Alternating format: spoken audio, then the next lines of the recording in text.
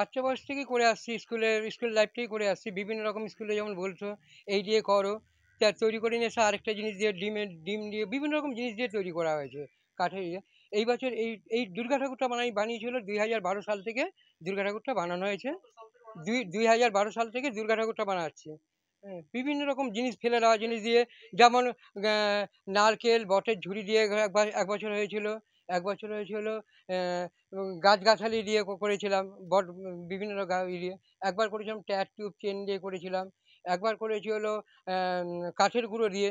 আর এইটা হচ্ছে aluminium seat দিয়ে করা হয়েছিল, ফেলে দেওয়া অ্যালুমিনিয়াম সিট দিয়ে করা হয়েছে। এই বছর হয়েছে হলো আমরা রং খেলার পর আবিরগুলো আমরা ফেলে দিই, ওইটাকে না ফেলে দিয়ে ওইটাকে অনেক কিছু করা যায়।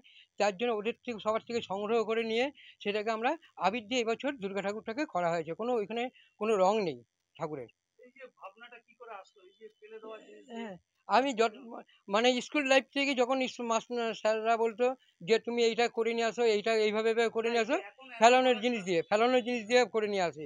তখন আমি যখন বেশ ইসে লেগে গেলাম, গ্যারেজে কাজ করা শুরু করলাম, তখন কি করলাম, ফেলে দেওয়া কৌটোগুলো দিয়ে কি করা যায়, তখন থেকে কৌটো দিয়ে আমি প্যান্ডেল তৈরি করা করা হলো। তৈরি করতে হলে 2-3 বছর প্যান্ডেল করার পর যে এই দিয়ে কি ঠাকুর বানানো যায় কি করে। তারপর থেকে বিশ্বকর্মা ঠাকুর বানানো হলো, তারপর কালী ঠাকুর বানানো হলো। তারপর হয়েছে 2012 সাল থেকে চিন্তা ভাবনা করা হলো 10খানা হাত দিয়ে দুর্গা ঠাকুর তৈরি হবে। হ্যাঁ, কি করে করা যাবে, ঠিক ঘুমিয়ে ঠাকুরই জোগাড় করে দিল, ঠাকুরই বলে দিল এইভাবে এভাবে ফিটিং করা হয়েছে। যেমন গতবারে তার অ্যালুমিনিয়াম শিট দিয়ে দুর্গা ঠাকুর বানানো হয়েছে, মুখটা বানাতে পারছি না, কি করে বানানো যাবে। হ্যাঁ, মাথায় কাজ করে, মাথা পুরো হয়ে যাচ্ছে।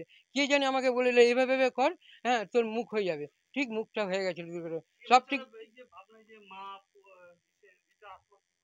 এ দেখছি যে আবির খেলার পর অনেকে দেখছি আবির নষ্ট করছে, ইটি করছে। হ্যাঁ, খেলার পর অনেকে দেখছি দোল খেলার পর আবিরটাকে নিয়ে যাচ্ছে।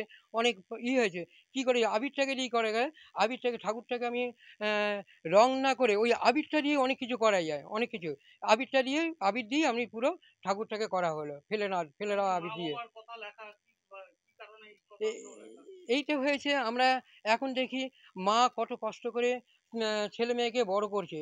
বড় করার পর দেখা গেলো কোনো রেল লাইনে বা কোনো কোনো বিভিন্ন জায়গায় ফেলে দিয়ে আসে, বা অনাথ আশ্রমে রেখে দিয়ে আসে। সেই মা বাবা অনেক মানে রোদ জল কষ্ট করে বড় করছে সেই বাবাকে। আরেক জায়গায় করা হয়েছে, যদি বাচ্চা বয়স থেকে যদি মা বাবা যেইভাবে মানুষ করবে ছেলেকে, সেইভাবেই বড় হবে মানুষ। মা বাবা যদি ছেলে যদি দেখে যে আমার মা বাবা আমাকে আমার হাতের তার মা বাবার হাতে দিচ্ছে, সে যখন বড় হয়ে সেই মা বাবার হাতেই দেবে। একটা জায়গায় করার জন্য পাপের জায়গা করা আছে, সে অনেক কষ্ট দিয়েছে, তার ছেলে কি করলো, গাছতলা রেখে দিয়েছে, ওইটি শিখে এসছে। আরেক জায়গায় করা হয়েছে পুণ্য জায়গায় করা হয়েছে, যে ছেলে এনে তার বাবার হাতে মিষ্টি হোক খাবার হোক সবই ঠেলে দিচ্ছে। সে যখন বড় হয়েছে, সেই বাচ্চাটা বড় হয়েছে, সে বড় হয়ে গিয়ে তার মা বাবাকে নিয়েই ঠাকুর স্থানে যাচ্ছে, মা কালী স্থানে যাচ্ছে।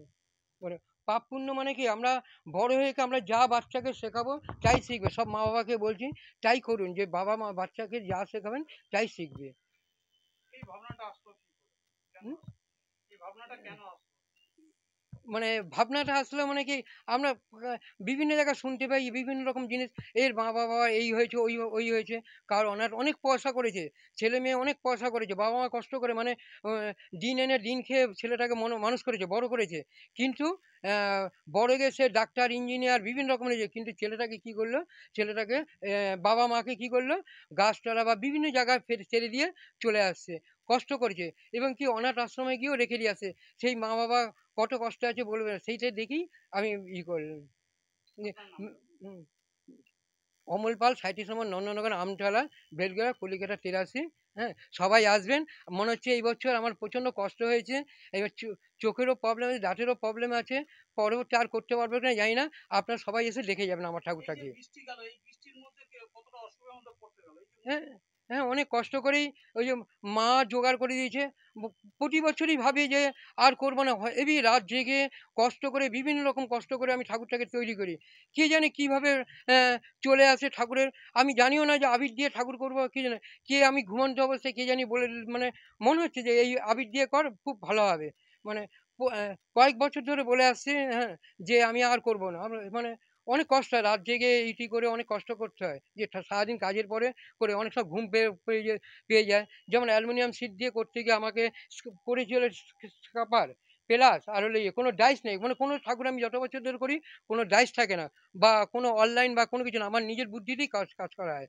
কত স্কাপার দিয়ে করতে গিয়ে আমার কত ফুট হয়ে গেছে সেটা কিছু মনে করিনি।